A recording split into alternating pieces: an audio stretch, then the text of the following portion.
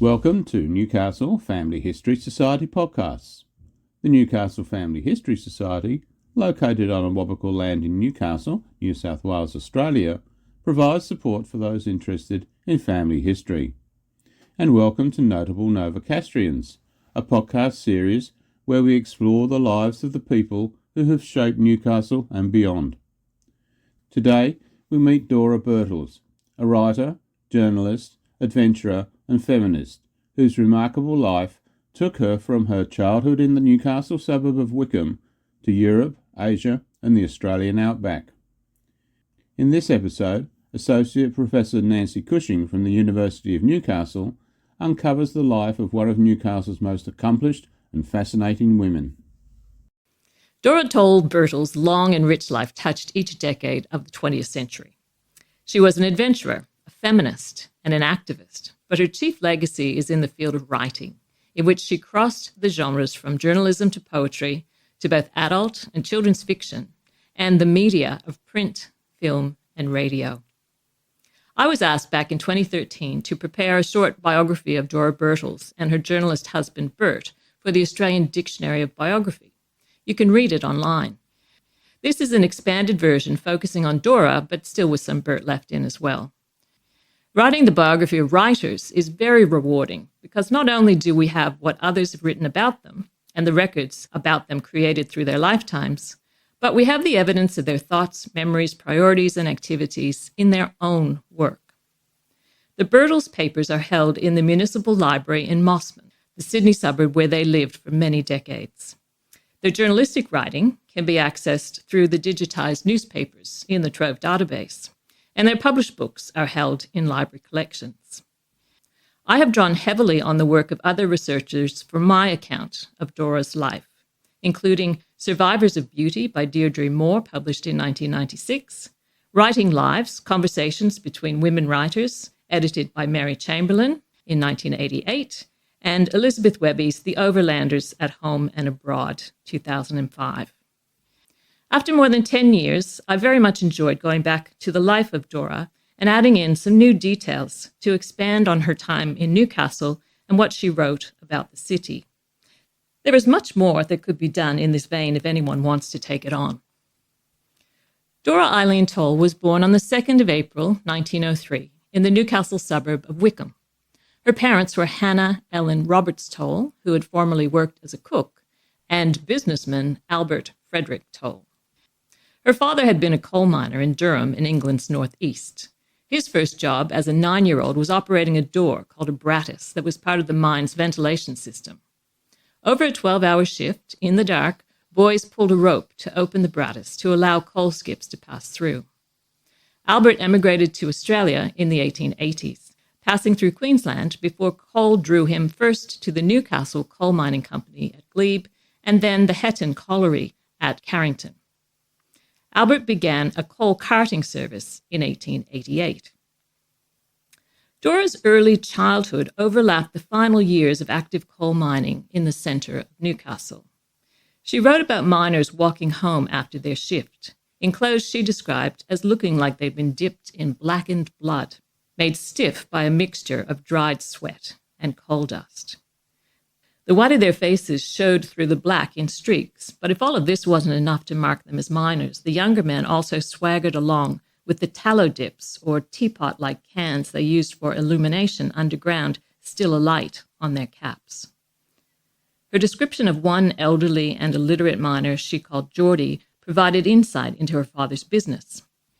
He would collect the tickets issued to miners by their employers for an allowance of coal, an in-kind component of their wages, and bring them to the Tolls' home, where arrangements would be made to deliver the coal. Many had messages on them that the recipient wanted small coal, or nuts, also known as chestnut coal, in the area of 20 millimetres to 50 millimetres, or that they wanted it to be delivered to a family member elsewhere, or that the coal would have to be carried upstairs, or asking to delay a delivery for a week. Geordie took a small cut for having collected the tickets from other miners, and presumably Alfred Toll was paid by the recipients to make the deliveries.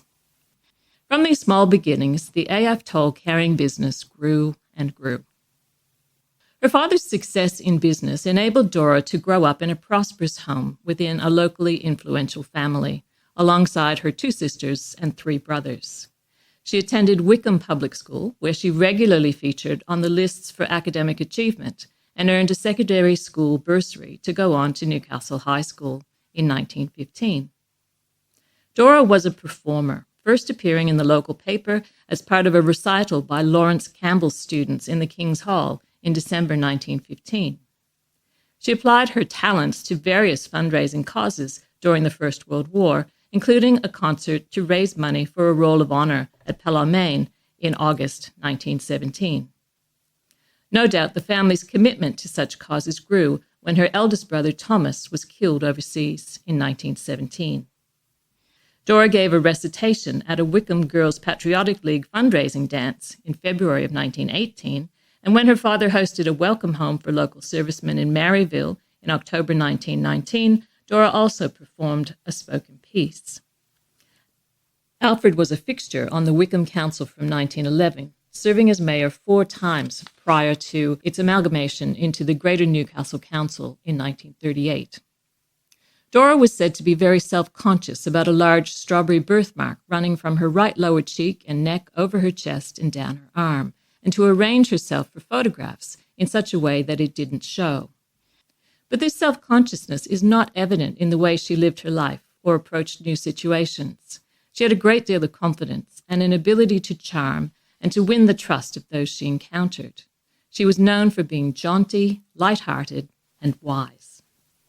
The family was sporty as well as patriotic, with her brother Victor very active in the Northern Zone 16-foot Skiff Association and later Commodore of Lake Macquarie Yacht Club. He drew Dora into boating. She won a school carnival swimming race in the Bogey Hole in 1917 and was awarded a bronze medallion in the first life-saving class for Newcastle High School girls in 1920. The Royal Life-Saving Society examiner was Olympian Mina Wiley, and the venue, the Newcastle Ocean Baths. A recitation of women's rights, which was described as having capital inflection of voice and good action during a Newcastle High School annual concert in November 1918, indicates that she was already thinking about the place of women in the world.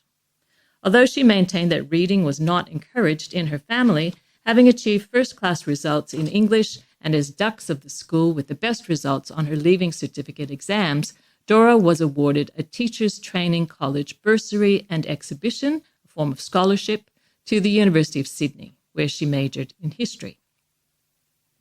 It was at the university that Dora met her future husband, Herbert Birtles, known as Bert or Kim. He was 3 years older than Dora and had been born in Richmond, Melbourne. His parents were a seamstress and railway worker, but like Dora, Bert was drawn to writing. Having moved from primary school to a Collins Street Business College, he took work as a clerk, while developing his journalistic skills by reporting the talks of speakers along the Yarra Bank for The Socialist, the newspaper of the Socialist Party of Victoria. In 1919, Bert travelled to Queensland, where he attended a Workers' Educational Association camp at Mount Tamborine. This led to work as a secretary to T.C. Witherby, Director of Tutorial Classes at the University of Queensland. Having had this introduction to the world of tertiary education, Bert moved to Sydney and took night classes to qualify to enroll at the University of Sydney as a non-degree student, taking courses in philosophy and psychology. His leisure time was spent writing poetry and mixing with the atheists, nihilists, and anarchists of Sydney's Bohemia. Dora and Bert met in 1922 in the university's Fisher Library and bonded over writing and socialist politics. It was natural to both of them to express their love and passion for one another in verse. In 1923, both Bert and Dora had poems published in the University of Sydney's student magazine, Hermes. Bert's love poem, Beauty, dedicated to D, described his sense of well-being after lovemaking, starting with a reference to 2 lone glad doves sighing on the roof, and ending with the words, "Your moonlight hair is on the pillow. Oh, move not, dearest. Unfold not your warm limbs about me. Let me kiss your mouth, your eyes, your forehead, and kiss your breasts. Oh, hold you ever in my arms, and passionately love your beauty, not aloof. Dearest, you are so glad, glad as those two birds aloft, still sighing on the roof. This was all a bit much for a student publication in the 1920s, and the university's proctorial board took action. Burt was expelled from the university for the offence of misconduct in writing a poem. Dora's poem, Moon Shadows, was somewhat more subtle and was punished with a 2-year suspension. The response was controversial at the time, and many voices spoke up against it as wowzerist censorship. Dora's father was not one of them. He insisted that after this very public statement about the nature of their relationship, they must marry, which they did on the 23rd of August, 1923, at a Methodist church in Burwood. It was a rather sad affair, with tears from Dora's aunt and mother, as well as from Dora, whose homemade dress of wool crocheted squares she described as like a sagging dishcloth, and her bouquet, cheap daffodils. The couple were relieved that Burt's father wrote a supportive letter and did not share her parents' ill will. With only 3 courses left to complete, Dora had been granted her teaching certificate and found a position at the Redfern Domestic Science High School. She returned to complete her BA with honours in 1925. Burt took this episode as a sign that he should commit himself to poetry.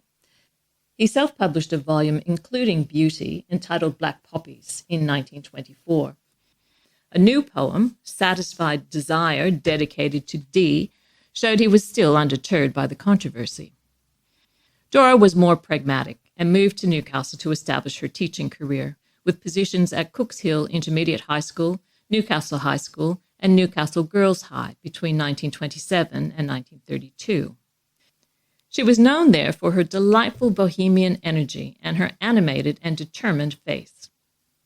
Before long, Burt joined Dora in Newcastle and launched what would become a very successful newspaper career at the Newcastle Sun. They built a modest cottage on Curry Street in Merriweather in 1930, where they hosted visiting writers and artists. But Dora wanted more. By 1932, she had worked out her 5-year bond to the Department of Education and could see that as a young married woman, she was unlikely to gain a permanent position. She took the opportunity to embark on the adventure of a lifetime, sailing with 4 others on a voyage bound for Europe in the 10-meter cutter Gulmarn. Although initially conceived as a cheap way to travel to London, Dora also craved the freedom of unencumbered travel and the sense of being fully responsible for herself.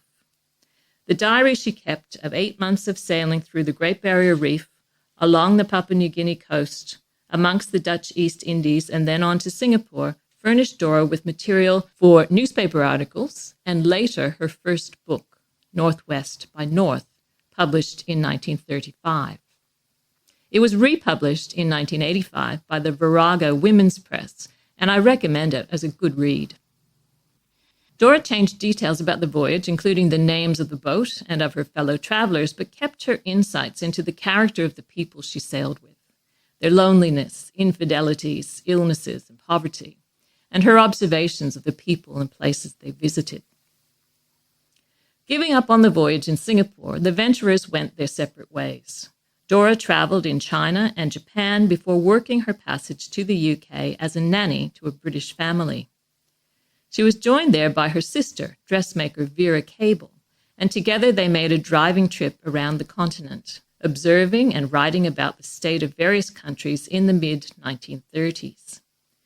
They went with some trepidation to Nazi Germany, finding the South prosperous, clean, and comfortable, albeit with clear evidence of the regime. School students in military uniforms, black swastikas fluttering from every car and pushbike, and a populace grown timid about speaking out on political issues.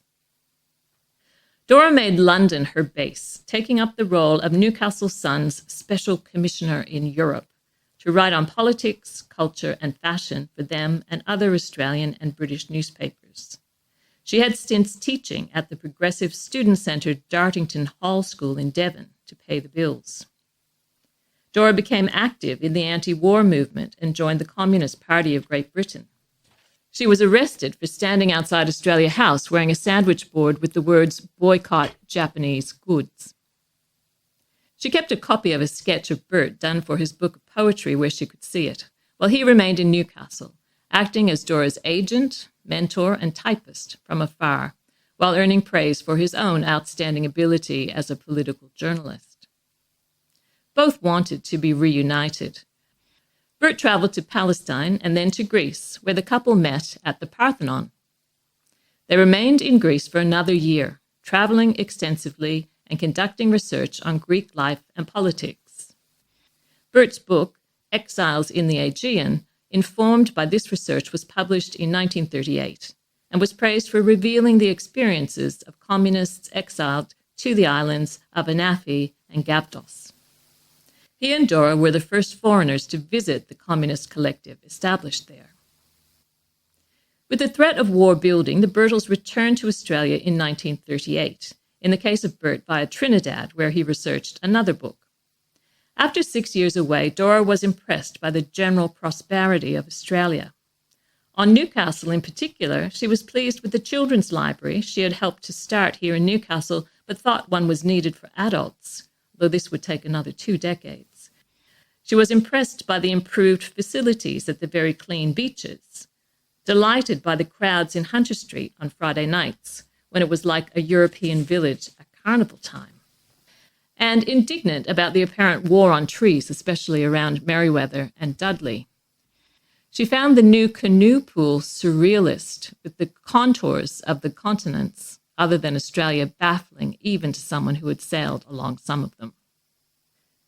The couple took a flat at Bondi in 1938, but Bert spent much of his time in Canberra as a member of the press gallery for the Sydney Sun. He moved to the Daily Telegraph in 1941 and later worked as a special writer and reporter for the Sunday Telegraph. Dora was active in the Fellowship of Australian Writers, becoming its vice president in 1945. One of the progressive writers in their circle, Vance Palmer, described her as an intellectually curious modern traveller, with an analytical mind and a malicious wit. The couple's first child, Albert Jarrah, was born in April 1939, followed by Richard Kanga in February 1943. As might be expected from a woman who had made so much of her freedom in her 30s, Dora was articulate about the challenges of raising young children in wartime for working mothers. In an article that was taken up by numerous newspapers and responded to by mothers who shared her views, she wrote about how she struggled with limited access to clothing, vegetables, eggs, and milk, too few kindergartens and nurseries for childcare, and services like baby clinics not open outside of the usual working week. She felt she had been sentenced to 5 years hard labor under social conditions of penal servitude. She noted that politicians' calls for women to have more babies would fail unless more support was provided. In 1944, the family relocated to Mossman, where Balmoral Beach was covered in tank traps. That same year, Harry Watt of Ealing Studios, who Dora had met in London in 1935, employed her first as a researcher and then as an assistant writer and talent scout for his film, The Overlanders. The film emerged from a request by the Australian government to highlight Australia's contribution to the war effort. Set in 1942, it was loosely based on real events and treated a family joining other drovers to move tens of thousands of cattle from Wickham, the most northerly town in the Kimberley region of Western Australia, to the railhead near Cloncurry in Queensland, to protect them from being taken by the Japanese should they invade after the bombing of Darwin. Dora's role included research into the practice of droving to get the details right, which was important when the North Head quarantine station in Sydney was made to stand in for Wyndham, the Camden Airport for the Wyndham Aerodrome, and a crocodile at Taronga Zoo for one encountered in the wild. As she was leaving Sydney for Adelaide and then Alice Springs, dressed in a felt riding hat and drilled trousers from her sailing days, the DC-2 on which Dora was to fly failed to clear a perimeter fence at Mascot. Nursing 2 cracked ribs, she was told to come back the next day to try again. When she made it to the Northern Territory, Dora enjoyed the 5 months of traveling with actors including Chips Rafferty in his breakthrough role, and the crew. They were at Mataranka Station on victory over Japan Day, the 15th of August, 1945. When the film proved successful, not only in Australia but internationally, Dora was commissioned to write a novelization of it, something then rather new. Arranging to have her children looked after for just a week, she wrote 15,000 words in digs at Avalon.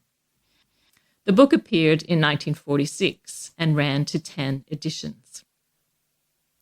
Despite her involvement and the inclusion of women as active participants in the film, Dora found The Overlanders to be a man's story, a celebration of Australian masculinity, right down to capturing the contemporary way that men spoke. The film is also credited with having helped to develop the idea that the real Australia was not in the pastoral landscapes of sheep and rolling hills, but the red deserts of central and northern Australia. During this busy period, Dora was also writing a popular column for the Sunday Sun called Other People's Lives. She appeared on a regular radio advice show with a live audience called Leave It to the Girls on 2GB. Produced the art book Australia in Colour in 1946, and published 2 young people's novels, Pioneer Shack in 1947, set in New Lambton Heights, and a place she called Warfield, I think it's Mayfield, where chimney stacks coughed out thin clouds of smoke from the distant steelworks, and Bonza the Bull in 1949. She portrayed Aboriginal and Chinese characters in her writing in ways that now appear paternalistic and racist, but were typical for the time, and in some instances did reflect her generally progressive views. In Bonza, the First Nations character Nobby's great-granny was said to have lived in the district long before white settlers, so, in a way, the land belonged to Nobby as well, although the deeds were held by his settler friend, Chris. Proving Dora did sometimes sit still, a portrait of her by Dora Tuvey was a finalist in the 1947 Archibald Prize. Political activity also continued. Dora and Bert joined the Australian Yugoslav Cultural Association, established in 1949, and in 1951 the couple accepted an official invitation to visit and report on communist Yugoslavia. They placed their sons with family and friends and then traveled there on the freighter Bosna. They toured the country, investigating the operations of factories and farms, attitudes to its president, Joseph Tito, and artistic life. Dora was impressed by the willingness of people there to work voluntarily for public causes and shared her insights in public lectures on her return. Connections with the communist country were dangerous in this Cold War period. 3 years later, Bert was called to appear before the Royal Commission on Espionage that followed the 1954 Petrov affair. There, he admitted to having socialized with the Soviet Union's news agency TASS's representatives at the Journalists' Club in the early 1940s. This experience led them to abandon the plan to write a book about their journey to Yugoslavia. Adventures like this did not help the family finances. They had to scrimp on food, gratefully receive hand-me-downs from family members, and single-space typing to save on paper. What Dora earned from the Overlanders book was used to buy a station wagon, then a rare car in Australia. This enabled her to give up cycling everywhere. To bring some stability, Dora joined the staff of Cremorne Girls High School from 1954 to 58, when the death of her father changed their fortunes. His carrying company had been floated in 1933 and built into a thriving transport and produce merchant business by Alfred and Dora's brothers Victor and Fred. The company was sold in 1959 to National Minerals and continues as the Toll Group. Dora's inheritance was used to build a modern home at Balmoral Beach with a sun deck, mezzanine study, and accommodation for their sons on the ground floor, and to fill it with paintings and sculpture. Freed of money worries, Dora traveled to Afghanistan in 1959 to assist with the making of a film later screened on the BBC, studied drama at the University of New South Wales, and visited the Soviet Union, China, and South America. She and Bert spent more time together after he retired from the Daily Telegraph in 1972 and refocused his own interests on poetry. Although they spent significant periods apart, the Birtles were a loving couple who offered one another both concrete support and the freedom to pursue their respective careers. Dora saw herself as an ordinary housewifely feminist who believed in women having careers, but not in getting rid of men completely. Dora's work was rediscovered in the 1980s when both Northwest by North and The Overlanders were republished, and she was interviewed for several collections on Australian women writers. In the introduction to the new Northwest by North, she wrote that at 81 she still felt 18 inside, and that she still sailed with her second son Kanga, a yacht maker. She died on the 28th of January 1992, with Bert surviving her by 2 years.